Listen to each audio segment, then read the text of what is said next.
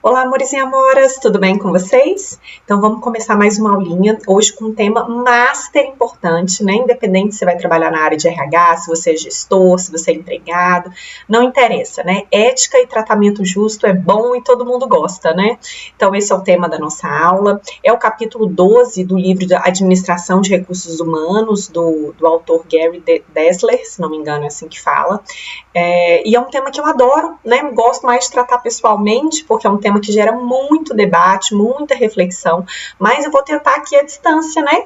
Fazer com que vocês pensam e reflitam aí um pouquinho sobre o que é ética e tratamento justo no trabalho. Antes da gente começar aí com a nossa agenda, com o que a gente vai tratar, com os conceitos, eu quero trazer um caso aí para vocês pensarem, né? Que logo no início do capítulo já vem trazendo esse caso e eu quero refletir com vocês sobre ele. O gerente tinha sobre a mesa a proposta de uma empresa que fornece software de ferramentas especiais de monitoramento. Essas ferramentas permitiriam à companhia do gerente fiscalizar o que os seus funcionários e candidatos a emprego dizem e fazem em sites de redes sociais, como Facebook e LinkedIn. Agora ele precisa decidir se é uma boa ideia comprar o software de monitoramento. O que você faria? Perguntinha, o que vocês acham sobre isso, né? Do RH ou de um gestor ficar aí procurando os seus empregados ou candidatos nas redes sociais, saber quais são as preferências dele, o estilo de vida, o comportamento. O que vocês pensam sobre isso? Isso é ético? Isso não é ético? Tem gente que diz que é ético porque a pessoa posta o que ela quiser, então a rede social é dela, e aí é uma forma dela divulgar a imagem que ela quer, e outras pessoas dizem não, né? Olha, no local de trabalho ela pode ser uma pessoa e na vida social dela outra pessoa, e o empregador tem que só se preocupar com o currículo, com a experiência, com o que o empregado está mostrando ou consegue demonstrar num processo seletivo ou dentro do ambiente de trabalho. O que vocês pensam sobre isso? Conta aqui para mim. Adoro saber dessas coisas. E aí, passando para a nossa agenda, né, o que a gente vai tratar, né? Vamos iniciar com o conceito, tudo começa pelo conceito de ética e moral, que eles vão se relacionar aí. Porque falar de ética em administração, diferenciar, né, ou trazer uma relação entre a ética e a lei, o que a lei diz, injustiça no local de trabalho, por que tratar de forma justa, o que molda o comportamento ético no trabalho, forças externas que moldam as decisões éticas, ferramentas de RH para gerenciar a ética e o tratamento justo, gestão da disciplina justa e, como sempre, umas consideraçõezinhas finais, tá certo? Então, começando aí pelo conceito, que é ética.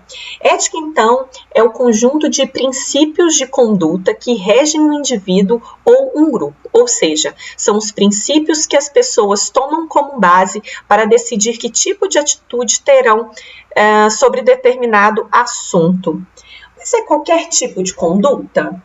Não. Então, por exemplo, a conduta que eu tenho para escolher a compra de um carro ou para escolher a cor da blusa que eu vou vestir, não passa por uma decisão ética, né? Então, a gente vai falar sempre sobre a questão de um relacionamento dentro do campo, no nosso caso, dentro do campo do trabalho.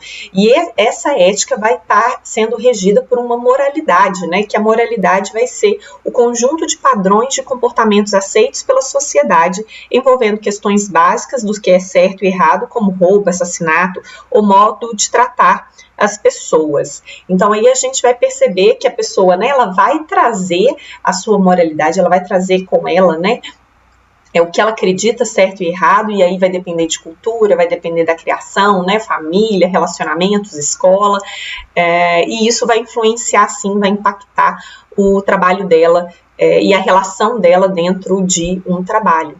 Mas por que a gente está tratando disso dentro de uma aula de recursos humanos, né? Então, por que falar de ética dentro de administração? Primeiro, porque ela colabora para que tudo funcione dentro de uma empresa. Então, por exemplo, falar de um comportamento ético é, por exemplo, falar quando um gestor promete uma promoção e ele não cumpre, quando um vendedor, alguém da sua empresa ou uma empresa que você tem contato, diz que uma mercadoria está chegando e ela não está ou quando uma pessoa da área de suprimentos ou, enfim, de alguma área aceita propina de fornecedores.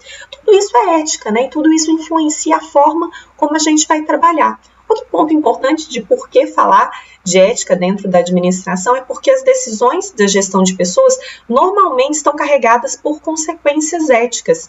Então, por exemplo, qual tipo de informação eu, como RH, posso falar com o gestor? Então, eu posso falar sobre o resultado do exame admissional, então questões de saúde do empregado. Eu posso divulgar quanto ele ganhava na outra empresa. Eu posso falar sobre o resultado do teste psicológico desse candidato ou desse empregado. O que eu posso falar e o que não é interessante eu falar? Para quem eu posso falar e para quem eu não posso falar? Enquanto gestor de pessoas, né, enquanto gerente, eu sei que uma máquina não está totalmente segura, por exemplo, mas eu tenho meta de produtividade e eu não vou esperar a manutenção dessa máquina e vou continuar rodando, colocando os meus empregados em risco, porque eu não acho que é tanto risco assim, e o meu desejo por atingir um resultado é mais importante do que a segurança dos meus empregados. Isso é uma decisão ética, né, que vai passar por toda a nossa rotina aí de trabalho. E, por fim, é muito importante falar de ética no contexto da administração, porque a maioria dos empregados se esforça para manter relações positivas com os empregadores, né, e isso é impossível se os funcionários da empresa ou seus gestores forem vistos com forma antiéticas e injustas. Então, o RH, e a gente pode ver durante essa aula e durante a vida, né, que quando a gente não percebe um tratamento justo, quando a gente não percebe uma relação ética, a gente tem maior dificuldade de se comprometer com os nossos gestores, a gente tem maior dificuldade de se abrir, a gente vai ter maior dificuldade de se engajar nos projetos, então, porque não existe uma relação de confiança, porque eu não acredito no que os meus colegas fazem, e acaba que eu me sinto mais angustiado de estar naquele ambiente, porque eu não percebo que são relações amigáveis, são relações justas aí no meu entendimento, né? A ética e a lei. A lei não é um modelo exato para julgar o que é ético. Então, por exemplo, dispensar um empregado de 50 anos, que já trabalha na empresa há 25 anos, só porque o salário dele é maior e eu posso substituir ele por uma pessoa mais barata, é uma coisa legal, está dentro da lei. Mas será que isso é ético?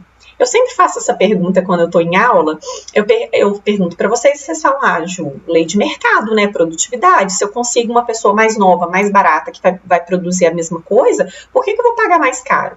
Aí eu falo, tá, então você como gestor toma essa decisão. Mas e se essa pessoa for seu pai ou sua mãe? Uma pessoa que durante 25 anos deu tudo dela para essa empresa, que ela tem um histórico, uma bagagem, né, histórica dessa empresa, que ela deu tudo por essa empresa, investiu anos da vida dela, e que você sabe, né, que seu pai e sua mãe vão ter muito mais dificuldade de se recolocar no mercado, porque ela tem total entendimento daquela organização. Aí pesa, né?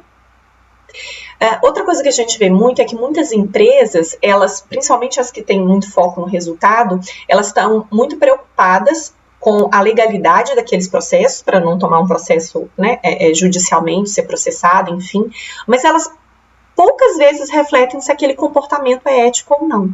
E aí cabe a você, estar, né, de acordo com as suas convicções, se direcionar a que tipo de empresa aí você quer trabalhar, né? Então, falando aí sobre a injustiça no local de trabalho, seus efeitos da injustiça no local de trabalho. O tratamento injusto reduz a moral, não apenas da vítima, né, mas de toda a equipe do trabalho, aumenta o estresse e tem efeitos negativos sobre o desempenho. Então, o que a gente vai verificar, e aí vocês podem falar, por exemplo, perceber dentro da sala de aula, se vocês percebem que algum professor tem algum comportamento que vocês não acham justo, ele pode repreender um aluno de forma não de uma forma não muito delicada, ele pode, né, perseguir alguns alunos, ou um colega de trabalho, um colega de sala de aula que também tem esse comportamento. Não só a pessoa que sofreu esse ato de injustiça, como todo o grupo, toda a sala, ou todas aquelas pessoas que se envolvem com esse colega ou com esse professor, elas se sentem abaladas. E o desenvolvimento da disciplina, o desenvolvimento do aprendizado, ou o desenvolvimento das relações de grupo, eles são prejudicados por causa desse comportamento aí injusto, ou que vocês entendam como não ético. E como a gente já citou também no caso, né, da pessoa com 50 anos que foi demitida, né, a gente percebe que outro tipo de tratamento injusto é, por exemplo, quando a gente tem políticas, ainda que não declaradas, que optam pela manutenção de empregados mais jovens em detrimento dos mais antigos, normalmente por causa de remunerações mais altas que esse empregado mais antigo ele possa ter. A gente vai perceber durante a nossa vivência, e aí quem tem experiência profissional pode contar aí, que esses atos de injustiça e de comportamentos não éticos, eles podem ser tanto declarados, né, coisas que todo mundo fala, todo mundo sabe, como às vezes mais implícitos. Você começa a perceber quais são as escolhas da sua organização ou do seu gestor, quais são os valores dele, começa a verificar se aquilo faz sentido para você ou não. Então, eu estou falando para vocês como é desmoralizante, né, quando a gente percebe um tratamento injusto, quando a gente percebe que as normas às vezes não são claras e que cada gestor pode fazer da sua forma, quando a gente percebe que a gente está num ambiente onde as pessoas prometem as coisas e não cumprem. Mas por quê, né? Já que se eu tenho a opção de tratar do jeito que eu quiser, né? Por que eu tenho que tratar as pessoas de forma justa? E não só da forma que eu quiser, falar da forma que eu quiser, tratar as pessoas da forma que eu quiser, de acordo com os meus interesses pessoais, né? Primeiro porque a gente percebe um aumento de roubo e sabotagem, doenças, principalmente, né, questões de condições psicológicas, da produtividade, né, queda da produtividade. Em contrapartida também a gente tem uma queda do comprometimento, satisfação e da cidadania organizacional, né? Cidadania organizacional é essa ideia de viver melhor no coletivo, de você estar disposto a ajudar, a fazer além do que a sua tarefa determina. Então, quando a gente tem uma relação, estudos que falam de justiça organizacional e atitude retaliatória. A atitude retaliatória é uma devolutiva sobre um comportamento injusto. Sabe aquela lei de talião, olho por olho, dente por dente? Então é isso. Eu percebo que você me trata de forma injusta e, em compensação, eu vou pegar uma caneta, não vou soltar uma informação, ou vou passar informações para o concorrente, vou imprimir coisas da faculdade no trabalho, porque ninguém liga para mim no trabalho mesmo, o meu gestor não me reconhece, então eu vou pegar essa falta de reconhecimento e gastar impressão dentro do local de trabalho. Então existe essa relação, né? Fora que, né, com esses comportamentos desmoralizantes, as pessoas sim entram em condições precárias psicológicas ou até doenças físicas, né, psicossomáticas. A gente vê realmente a queda do comprometimento tanto da pessoa que sofre o ato de injustiça como de todo o grupo, a satisfação diminui e também essa questão da cidadania organizacional que eu já falei para vocês. Então, se você já não é uma pessoa que entende que comportamentos éticos são importantes, porque são, né, seja ético porque isso causa muitos danos, né? Os retornos financeiros são muito bons quando a gente pensa em comportamento ético. Mas, Ju, conta para mim, o que molda um comportamento ético dentro, né, nas pessoas, nas organizações? A gente vai ter 3 grandes fatores que eu vou tratar e esmiuçar cada um de vocês. A gente tem as maçãs podres, né, o que a gente vai chamar de maçãs podres, situações ruins e ambientes desfavoráveis para a gente trabalhar. Então, primeiro, as maçãs podres. O que a gente chama de maçã podre? São as pessoas que estão inclinadas a fazer escolhas antiéticas dependendo do seu nível de desenvolvimento moral e cognitivo. Então, logo no começo da aula, eu falei para vocês, né, que as pessoas trazem das suas vivências pessoais o que elas entendem como a moralidade, como ética, né, como comportamentos certos e errados. E, dependendo do desenvolvimento moral cognitivo dessa pessoa, ela pode se orientar, por exemplo, pelas decisões do coletivo ou do que a lei determina. Então, eu nem sei se eu acho que matar é certo ou errado, mas a lei determina que é errado. Então, eu não mato não por uma questão do meu entendimento sobre é certo ou não matar, mas porque a lei determina que não, ou porque a política da empresa diz que eu posso fazer isso e que eu não posso fazer aquilo, né? A gente vê muitas vezes, e aí a importância de vocês se tornarem gestores, é que muitas das pessoas cometem atos antiéticos por determinação dos seus gestores, né? Então, o gestor determina que essa pessoa receba propina do fornecedor. Essa pessoa não tomaria essa decisão, mas como o gestor mandou e ela com medo de sofrer represária, perder o emprego, ela acaba realizando essa atividade. Ou num ato judicial, né, um empregado processa a empresa, um ex-empregado processa a empresa, e a empresa pede para isso acontece, né? A empresa pede para que você vá testemunhar a favor da empresa. Ainda que você saiba que o seu colega está correto, né, que as coisas que ele está falando são verdades, você diz que é mentira, por exemplo, que vocês não fazem hora extra, né, para não perder o seu emprego. Então, você tem comportamentos antiéticos. Outras pessoas que têm um desenvolvimento moral cognitivo elevado, fortificado, ela fala, não, eu não vou defender a empresa, o que ele está, ou eu vou lá representar a empresa, mas eu vou falar a verdade. Então, vai depender aí. O que vocês fariam nesse caso, gente? Defenderem uma empresa, mesmo sendo mentira, só para preservar o seu emprego? Ou não? Ai, gente, conta pra mim. Eu adoro quando a gente debate sobre isso. Outra coisa também, né, que influencia muito, né, que molda aí o nosso comportamento ético dentro das organizações, são situações ruins, né, situações éticas que permitem escolhas antiéticas, né, as questões mais simples, que a gente vai dizer que são menos graves, são as que levam o maior número de escolhas ruins. Não há problema em fazer isso, mesmo que seja errado. Tipo, imprimir, né, coisas do trabalho, parar em local proibido, dar um atestado, né? Um atestado médico para você resolver uma festinha, para você emendar uma viagem, né? Eu brinco muito assim dentro da realidade de vocês, que é assim, não tem problema eu me formar colando em todas as minhas provas. Todas as minhas atividades avaliativas eu copiei do coleguinha, eu colei na hora da prova, eu copiei, enfim, eu não fiz nada. Isso não é problemático, vocês entendem como ok, porque são pequenas coisinhas. Agora, falsificar um diploma, do tipo pegar na internet, colocar meu nome lá e falsificar um diploma, a gente já não tem coragem, porque é mais pesado.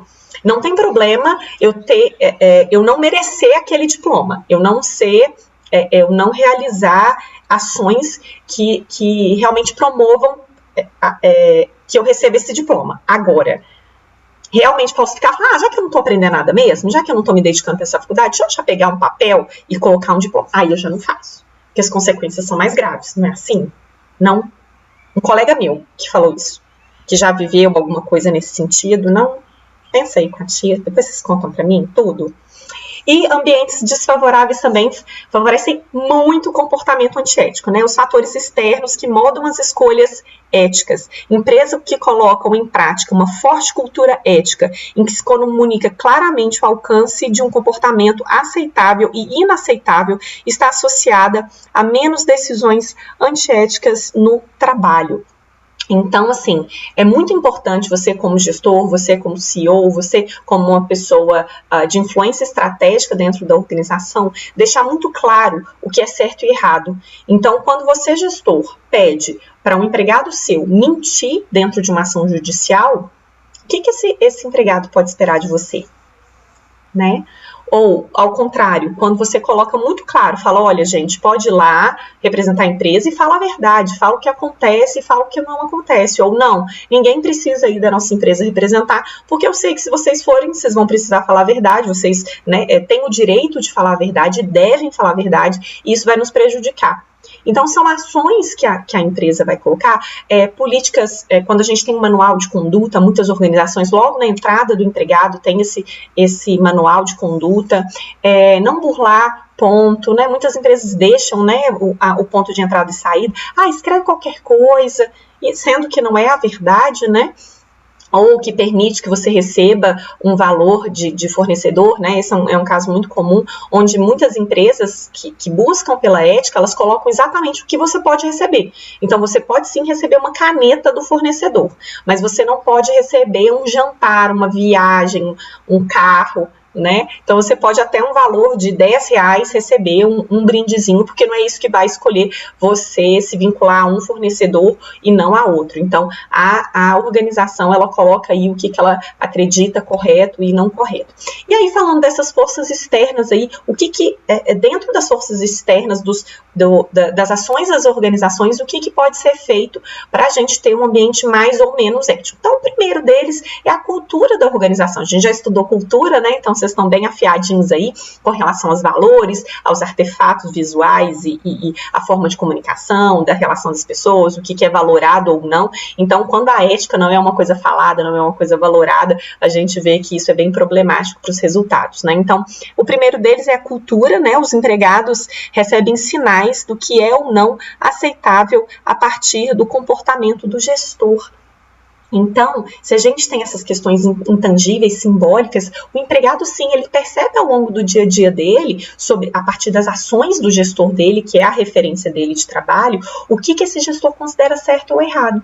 E muitas vezes isso pode não ser, né, o que é efetivamente certo e errado aí, visto de forma geral, né, ou pelo menos da sua forma de perceber o que é certo e errado. O segundo são políticas e o código de ética mesmo da organização, que vai sinalizar a importância da ética da empresa, vai aplicar testes de éticas para os empregados e pode penalizar empregados que não tenham comportamento ou que tenham comportamentos antiéticos. Então, o que é importante? Uma vez que a sua organização tem uma cultura que prevaleça a ética, a política dela tem que estar voltada para as questões éticas. Então, eu posso perguntar, por exemplo, para o empregado, dentro de um processo seletivo, já que eu quero recrutar pessoas éticas, questões que sejam ligadas à minha empresa. Então, por exemplo, olha, quando você vê um empregado, um colega de trabalho seu, imprimindo coisas pessoais ou fazendo coisas pessoais dentro do ambiente de trabalho, o que você faz? Então, essa pode ser uma pergunta, para entender a pessoa, eu fico na minha, para você entender essa reação dela. Ou mais do que isso, uma vez que a organização, dentro de uma área de compliance, né, de uma auditoria, de uma ouvidoria, percebe que há uma irregularidade, um comportamento antiético, essa pessoa é punida ou nada acontece? Porque aí como que eu fortaleço a mensagem de que ética, comportamentos éticos são importantes e quando alguém não se comporta dentro do nosso código, nada acontece. Então, isso também é muito importante se acontecer. Denúncias e controle de fraudes, né, estimular os empregados a denunciarem comportamentos antiéticos, auditoria e ouvidoria interna, são algumas das ferramentas, procedimentos que a gente pode, sim, ter dentro da organização. As pessoas não podem ter medo de falar, de denunciar comportamentos não éticos, né? Elas precisam se sentir protegidas, respaldadas dentro do código, né? Para que realmente a gente tente evitar esse tipo de comportamento injusto, assédio de gestor, enfim.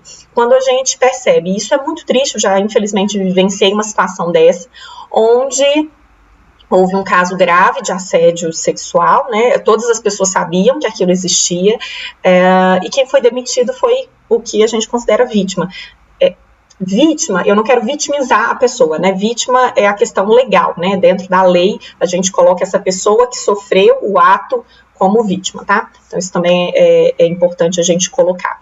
Então, a pessoa que sofreu o assédio que foi demitida. Então, isso gerou entre as pessoas um sentimento de impunidade, foi muito ruim. E, com certeza, outras pessoas, e às vezes até talentos da organização, se vivenciarem um caso de assédio, provavelmente elas vão preferir se demitir do que propriamente se expor e ainda se sentir prejudicada no final desses processos, tá? Então, é muito, muito, muito importante que as organizações se coloquem diante disso. E outra coisa também que é super importante, né, para as nossas decisões éticas, é a pressão da chefia por comportamentos éticos ou não, né? Então, ignorar irregularidades, fazer o que for necessário para alcançar metas, receber crédito pelo trabalho dos outros ou transferir a culpa. São alguns comportamentos antiéticos que a gente vê no dia a dia de trabalho e a gente acaba minimamente, quando não tem o desenvolvimento moral elevado, fortificado, a gente acaba trazendo isso como uma verdade, né? Se a gente quer resultado a todo custo, seja trazendo doenças psicológicas para os outros empregados, seja fazendo excesso de hora extra e não conseguindo conciliar vida pessoal com profissional, seja esse discurso de eu sei que a culpa foi do outro, mas na hora de vender para o meu chefe, né, você vê o seu chefe falando com os superiores dele, colocando culpa em outras coisas, sendo que você sabe que a culpa é da sua área. Isso faz com que você também se sinta à vontade para tomar decisões éticas. E como essa disciplina é de RH, a gente precisa falar assim, quais são as ferramentas de RH para poder construir um ambiente mais ético, um ambiente mais justo aí. O primeiro deles é sempre a porta de entrada, a seleção dessas pessoas, né? Então a gente pergunta para elas se elas já presenciaram algum caso, né? Eu começo a fazer perguntas relacionadas à ética para eu entender o comportamento possível dessa pessoa dentro desse ambiente de trabalho. E ainda que essa pessoa não tenha uma moralidade ou que ela não entenda ainda o que é certo e errado, ela já vai perceber que a minha organização, a partir das minhas perguntas, né, a minha mensagem para ela é ética é importante dentro do meu local de trabalho.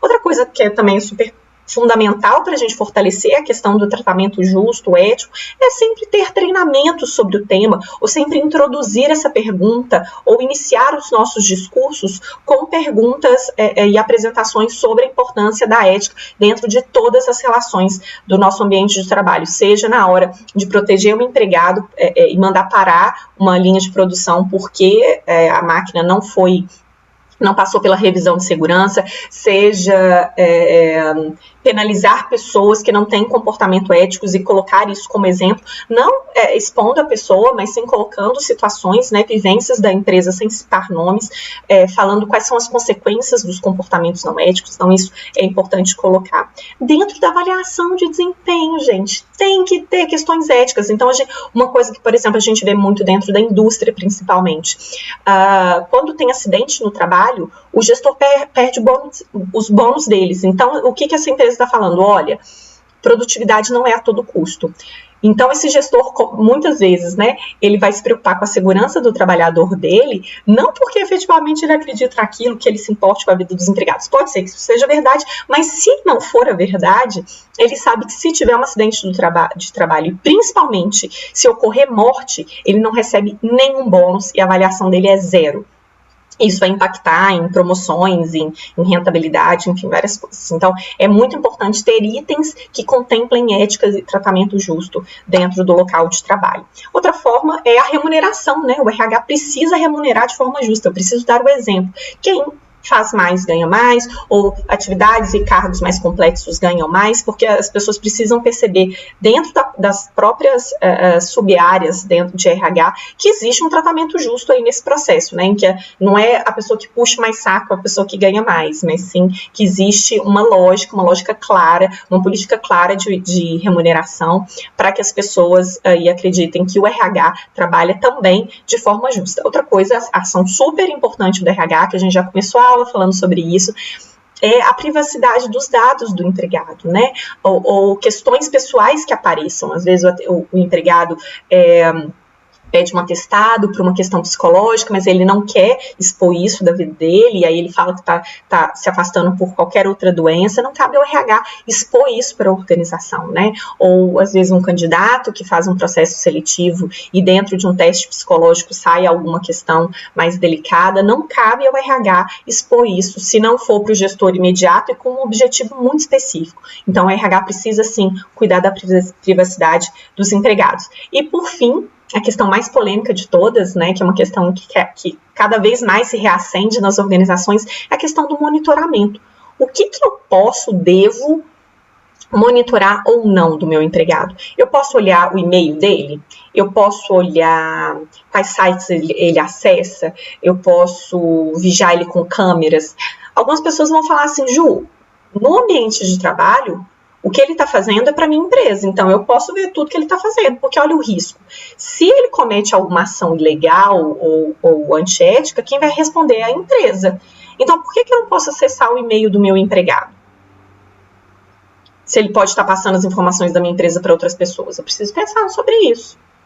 Ou não, Ju, uma vez que eu te contrato, eu confio em você. E eu preciso, né, te dar as diretrizes, mas permitir que você seja livre para fazer da forma que você quiser.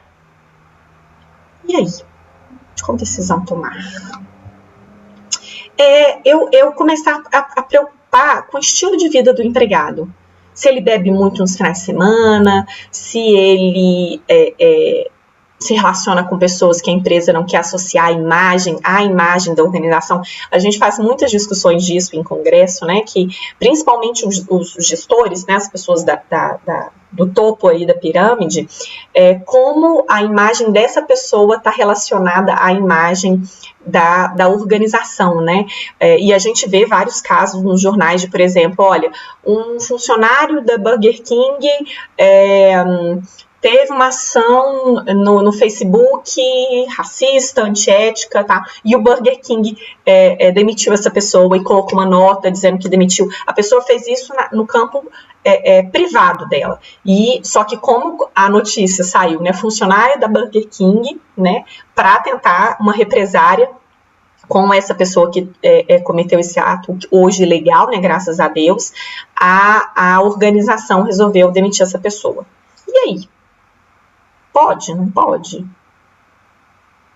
Discussão, né? Difícil ficar falando disso aqui por vídeo, né? E aí, Ju, como que então, né? Se a gente já definiu que a gente quer um comportamento ético justo dentro do local de trabalho, como incentivar aí os trabalhadores a terem esse comportamento esse comportamento ético, justo, dentro das organizações. A gente tem um ciclo, né, de gestão disciplinar para um tratamento justo, que ele passa por 3 grandes etapas que eu vou passar aqui com vocês. Então, para incentivar, né, por isso que a gente faz essa gestão de disciplina, para incentivar os trabalhadores a aderirem às regras da empresa, para que se haja um tratamento justo, a primeira coisa é ter regras e regulamentos, né, informar o que não é aceitável e o que é aceitável. Então, roubo, atraso, dano, enfim.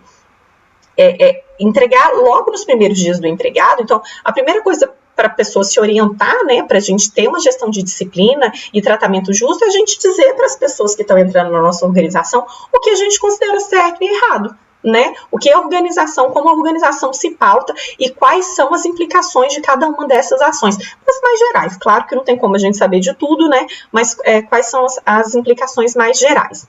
Depois a gente vai trabalhar aí com as penalidades, então vão ser sanções progressivas a partir, né, do que é aceitável ou não, que começa com uma advertência verbal, depois uma advertência escrita, pode haver uma suspensão do empregado ou desconto do trabalho. Então, por exemplo, eu tenho um empregado que sempre chega atrasado, e isso, né, não é aceitável, porque se ele ganha o salário inteiro e o coleguinha dele, que chega todo dia no mesmo horário, produz, né, a mesma coisa, mais do que ele, né, porque está trabalhando mais tempo, recebe a mesma coisa, eu preciso fazer um tratamento justo entre os dois, né, se eles são 2 pessoas iguais, né, recebem a mesma coisa, e aí eu chamo a atenção, depois eu escrevo por escrito, eu dou uma suspensão que faz um desconto aí do salário, para que essa pessoinha aqui do lado, que vê, que chega todo dia bonitinha e cumpre todas as regras, para ela sentir que ela está em pé de igualdade com essa pessoa que resolveu não chegar no horário, né? Já que isso já foi colocado para as pessoas que chegaram no horário e que não fraudar o ponto, enfim, que é uma forma de tratamento justo. E a gente também precisa, de acordo, algumas penalidades são muito claras, muito diretas, né? Você vê que a pessoa chegou atrasado, você como gestor já pode fazer esse processo de penalidade, mas também quando são casos mais complexos, como casos de assédio, roubo, transferência de informação privilegiada para concorrentes, enfim, são casos mais complexos, eu preciso ter um mecanismo de investigação sobre esses casos, né, que vão ser as etapas de verificação da irregularidade, que vai primeiro investigar o assunto de forma justa, que é fundamental, antes mesmo de aplicar uma ação disciplinar, certificar-se de que as evidências comprovam a irregularidade, e é muito importante que a gente evite expor o empregado e o denunciante também. Então, eu vou para uma ouvidoria e denuncio que o meu colega está fazendo atividades de cunho pessoal dentro do horário de trabalho. Então, eu como gestora, eu não posso já aplicar uma sanção, eu preciso primeiro, ou já expor o empregado, né, já falar, olha, você está fazendo coisas como se isso fosse a verdade absoluta. Eu preciso averiguar os fatos, né, eu preciso conseguir provas, e uma vez que eu consiga, eu preciso evitar de expor essas pessoas, como eu falei, eu posso contar um caso, olha, gente, eu tive um empregado que fez isso, isso e isso, e a gente ajuda dessa forma, por isso não utiliza o horário de trabalho para assuntos pessoais, enfim, a gente pode trabalhar dentro desse sentido. Então, para a gente finalizar aí a nossa aulinha com as nossas consideraçõezinhas finais sobre esse tema tão importante que eu espero discutir e refletir muito com vocês no nosso próximo encontro, que é a gestão, a ética e o tratamento justo. A gente precisa pensar que a gestão de RH, né, pode influenciar e deve, né, influenciar o tratamento ético e justo no trabalho de várias maneiras, como a gente viu, desde o processo de seleção até as políticas, os próprios atos de RH. O tratamento injusto reduz o moral, aumenta o estresse e tem efeitos negativos sobre o desempenho dos empregados, já falei também com vocês, né? Então, assim, se você não entendeu o porquê tem que se fazer ética e se tratar de forma justa, faça pelos resultados que é o tratamento injusto os efeitos negativos de um tratamento injusto dentro do local de trabalho, né? Vários fatores moldam o comportamento ético no trabalho, eles são influenciados, né? Vão incluir fatores individuais, fatores organizacionais, a influência do chefe, as políticas e o código de ética e a cultura da organização. Então, o comportamento justo, ele vai vir para uma série de fatores, ainda que eu não seja uma pessoa que dentro da minha vida pessoal, dos meus relacionamentos, eu entendi o que é correto, o que é certo, o que é errado, a organização pode moldar sim e deve moldar comportamentos justos dentro da minha vivência aí de trabalho. E por fim, as empresas oferecem aos empregados meios pelos quais eles podem expressar opiniões e preocupação. É muito importante que haja esse espaço onde as pessoas possam colocar. Às vezes, eu como gestora, estou tratando de forma injusta e o meu empregado não tem liberdade de me falar sobre aquilo, ou eu causo ainda mais represária quando quando o meu empregado faz esse tipo de comentário. Então, para que se haja um ambiente de justiça, é importante que essas pessoas tenham possibilidade de se expressar, tá certo? Então, gratidão, muito obrigada por mais um momento de troca de conhecimento com vocês. Espero que vocês coloquem vários comentários. Vou pedir aí, né, para vocês seguirem o nosso canal. É muito importante que vocês coloquem like, gente, coloquem o joinha, né, como eu coloquei para vocês, eu criei esse canal aí para a gente poder divulgar um conteúdo de qualidade de RH, né, para que as pessoas que não tenham acesso à universidade, mas que querem se desenvolver na área, elas possam ter acesso a esse conhecimento. E o YouTube só indica se tem muito like, então coloca seu like, não custa nada, né, e não deixe de colocar o seu comentário, tá bom? Beijo no coração de vocês e até o próximo encontro.